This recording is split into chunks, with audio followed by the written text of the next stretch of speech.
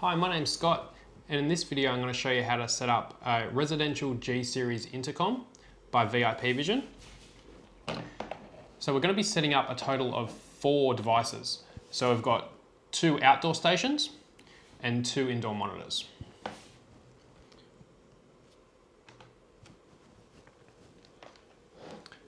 So all the devices are connected up to a PoE switch. So just by Cat5, plugged into the ports 1 to 4. So when setting this up, you don't want to configure it from each monitor. You want to start all from one point. So we're going to pick the monitor that we want to be our master. So we're going to use this one in this case. So we're going to select our language, which is English, and go OK. Do you want to do quick configuration? You've got the option of apartment or villa. We're going to select villa, as it's for a house. And we can enter a password. I'm going to use the number 8 6 times. You can set whatever you like. And enter an email. So the email is used for password reset, in case it's ever forgotten. Okay, so there are all of our devices listed. So we've got local, which is the indoor monitor I'm working on currently. VTH is our other indoor monitor. And we've got 2 VTOs, which are our door stations. So we can see here how our first indoor monitor is initialized. That's because we set a password on it already. So we've got to do the same for every other device. So we'll go initialize. And it's pre-filled the password for us. So that's good. We just go OK. And that's the other monitor done. So then we do the door station. Now the password is going to be different for the door station. It's got to be letters and numbers and a minimum of 8 characters. So I'm going to enter admin123. That's just for this example. You can use something more secure. Got to enter it twice.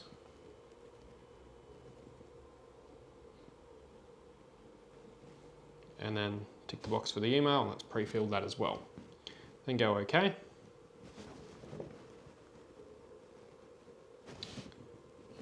Just re-enter that password.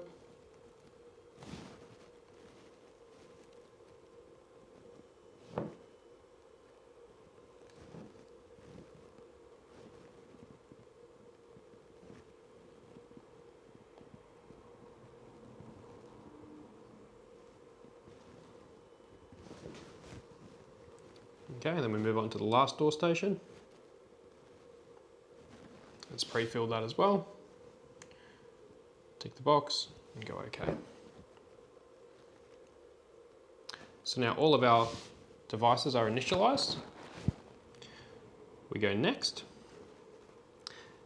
Now we've got to set IP addresses for each device. In this case, I know the network range and what IP addresses I'm going to use. So we'll go edit, and I'll set my IP address.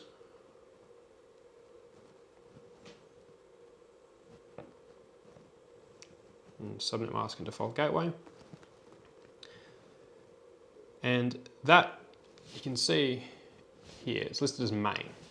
So because there's 2 monitors and 2 door stations, you're going to have 1 main monitor, 1 sub monitor, 1 main door station, and 1 sub door station. So with the next monitor, we'll change its IP as well.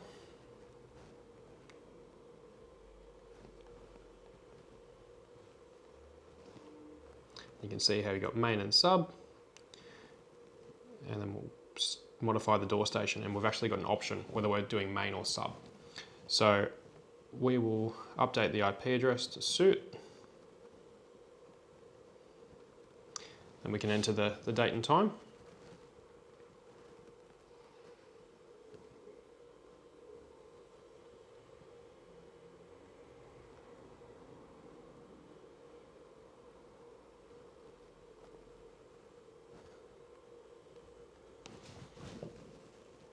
can go OK.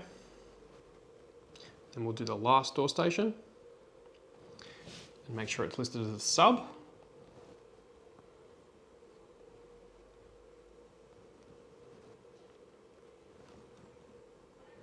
We'll set the IP address. Making sure they're all different. So you can see there we've got all our IP addresses listed, a main and a sub monitor, a main and a sub door station. If we select one key config, what will happen is the door stations will reboot and then it'll all sync up. So because the door stations aren't actually mounted, the little tamper button on the back isn't pushed down, so they'll actually make a siren noise when they turn on. So I'll just mute the microphone just while they reboot.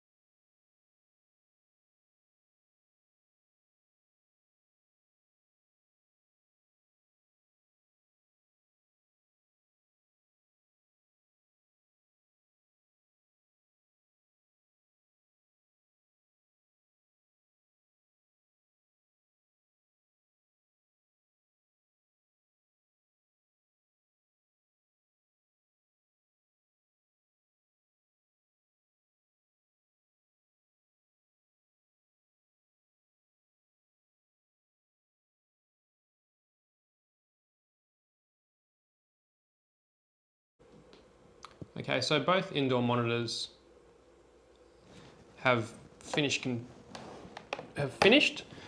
So you can see the screen's disappeared on it, so the configuration screen's gone away, and the other monitor is also showing the main menu, and both door stations rebooted. So what you've got here is a little cross. So what that means is they haven't synced up just yet. It can take a few minutes to do so. On the other monitor, you can see there how that cross icon's disappeared. So we'll just wait until this cross disappears.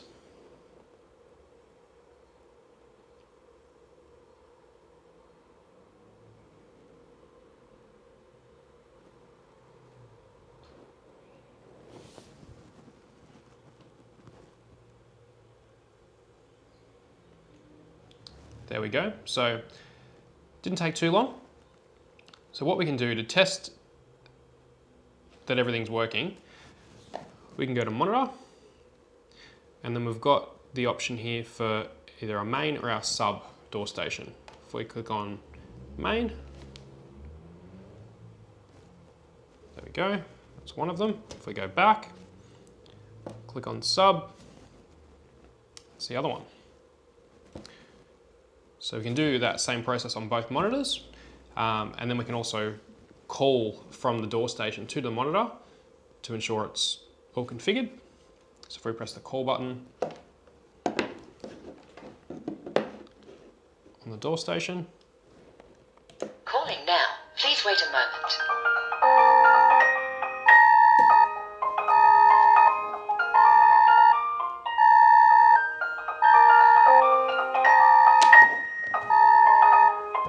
The line is busy.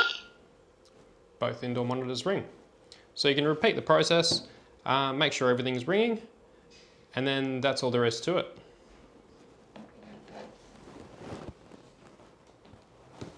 Thanks for watching. If you have any questions, feel free to leave a comment down below. Thank you.